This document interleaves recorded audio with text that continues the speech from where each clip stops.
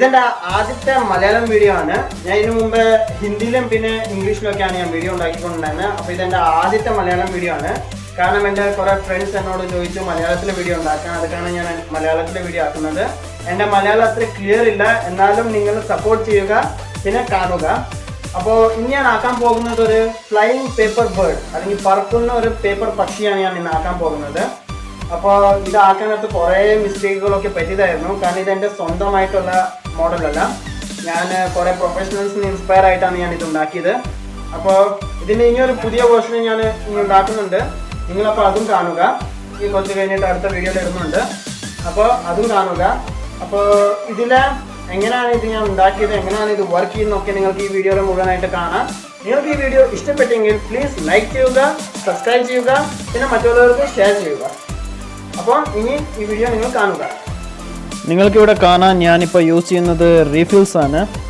ഈ യൂസ്ഡ് ആയിട്ടുള്ള റീഫിൽസ്, ഇങ്ക് തീർന്നതിന് ശേഷം ബാക്കി വരുന്ന റീഫിൽസാണ് ഞാനിപ്പോൾ യൂസ് ചെയ്യുന്നത്. ഈ റീഫിൽസ് ഞാൻ ഇനി കട്ട് ചെയ്യാൻ പോവുകയാണ്.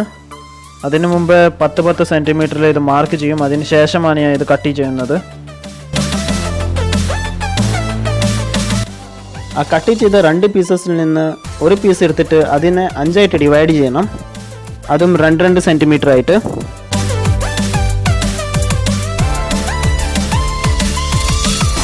ഇനി 5 പീസസിന് ആ സിംഗിൾ റീഫിൽ പീസിലോട്ട് അങ്ങ് ഒട്ടിക്കാം. 3 താഴെ 2 മേലോട്ടായിട്ട്.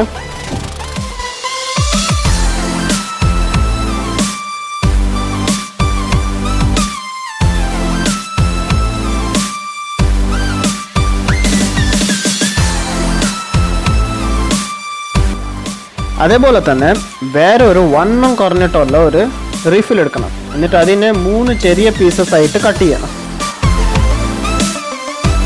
എന്നിട്ട് അതിനെ ഈ വീഡിയോയിൽ കാണുന്ന പോലെ ഒട്ടിക്കണം.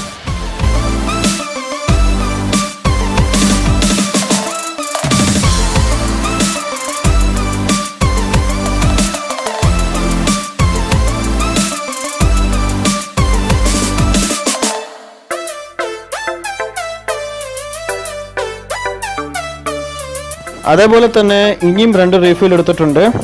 ഇത് ആ പക്ഷിയുടെ ചിറകൾക്ക് വേണ്ടിയാണ്, വിങ്സിന് വേണ്ടി.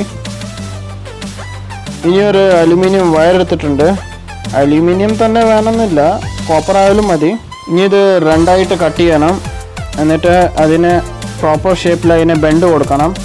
ഇതും വിങ്സിന് വേണ്ടിയാണ്. ബെൻഡ് ചെയ്തതിന് ശേഷം ഇതിനെ ആ റീഫിൽസിലോട്ട് ഫിക്സ് ചെയ്യണം.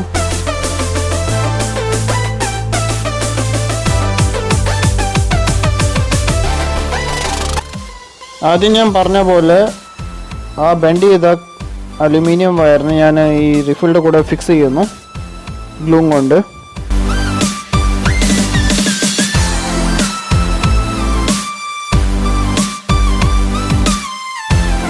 ഇനി വേറെ ഒരു കമ്പി എടുത്തിട്ട് അതിനെ ബെൻഡ് ചെയ്തതിന് ശേഷം അതിലേം ഒരു ഹുക്ക് പോലെ ബെൻഡാക്കി എടുക്കണം. കാരണം നമുക്ക് റബ്ബർ ബാൻഡ് കണക്ട് ചെയ്യാൻ വേണ്ടിയാണ് ആ ഹുക്ക് പോലെയുള്ള ബെൻഡ് ചെയ്യുന്നത്.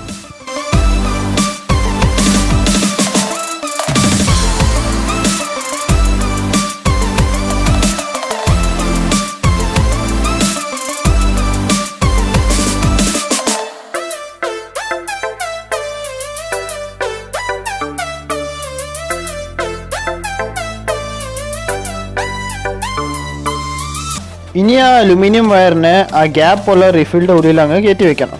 എന്നിട്ട് ആ എൻഡ് പോയിന്റിൽ ഹുക്ക് ആക്കണം. കയറ്റിയതിന് ശേഷമാണ് ഹുക്ക് ആക്കേണ്ടത്.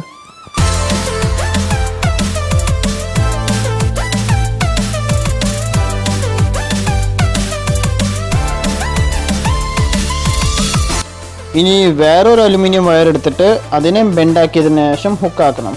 കാരണം 2 ഹുക്കും തമ്മിൽ റബ്ബർ ബാൻഡിനെ കണക്ട് ആക്കാൻ വേണ്ടിയാണ് 2ലും ഹുക്കാക്കണം.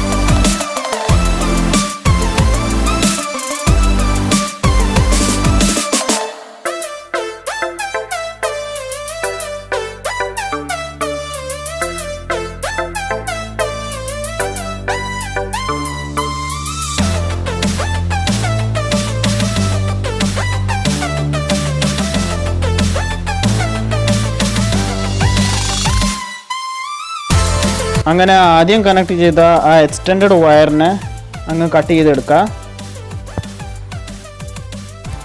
എന്നിട്ട് ആ വിങ്സിൻ്റെ 2 റീഫില്ലേ അതിന് ആ ബാക്കിയുള്ള ഗ്യാപ്പുള്ള റീഫിലിൻ്റെ ഉള്ളിൽ അങ്ങ് കയറ്റി വയ്ക്കുക.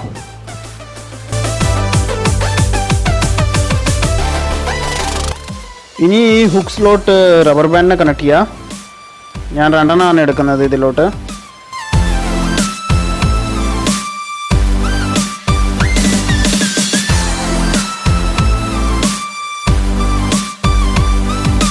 ഞാൻ ഐസ്ക്രീം സ്റ്റിക്കും യൂസ് ചെയ്യുന്നുണ്ട്.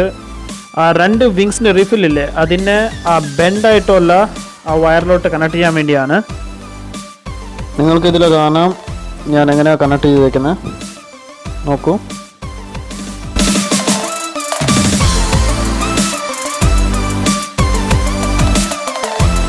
ഇനിയാണ് ചിറകണ്ട വർക്ക്. ആദ്യം ഞാൻ കാർഡ്ബോർഡ് കട്ട് ചെയ്തിട്ട് പിന്നെ ക്ലോത്ത് പേപ്പറായിട്ട് മാച്ച് ചെയ്യും. ക്ലോത്ത് പേപ്പർ കൊണ്ടാണ് ഞാൻ ചിറകുണ്ടാക്കുന്നത്. പിന്നെ അതിൻ്റെ മേലെയാണ് കാർഡ്ബോർഡ് കട്ടിങ്സ് ഒട്ടിക്കുന്നത്.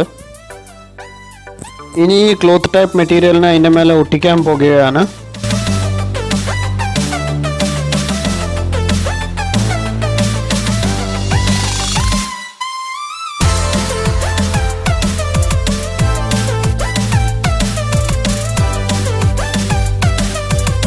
ഞാൻ ഇതിൻ്റെ മേലെ കാർഡ്ബോർഡ് പീസസ് ലെയേഴ്സ് ആയിട്ട് ഒട്ടിച്ചിട്ടുണ്ട്.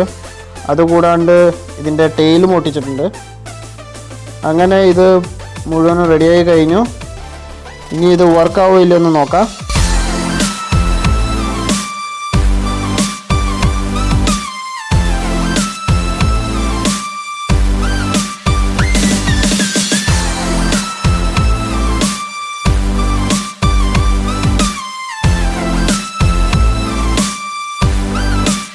നിങ്ങൾക്ക് ഈ വീഡിയോ ഇഷ്ടമായെങ്കിൽ ഇതിനെ ലൈക്ക് ചെയ്യുക, സബ്സ്ക്രൈബ് ചെയ്യുക, പിന്നെ ഷെയർ ചെയ്യുക. ഇനിയും പുതിയ വീഡിയോസുമായിട്ട് പിന്നെ കാണാം. അതുവരേക്കും ബൈ ബൈ.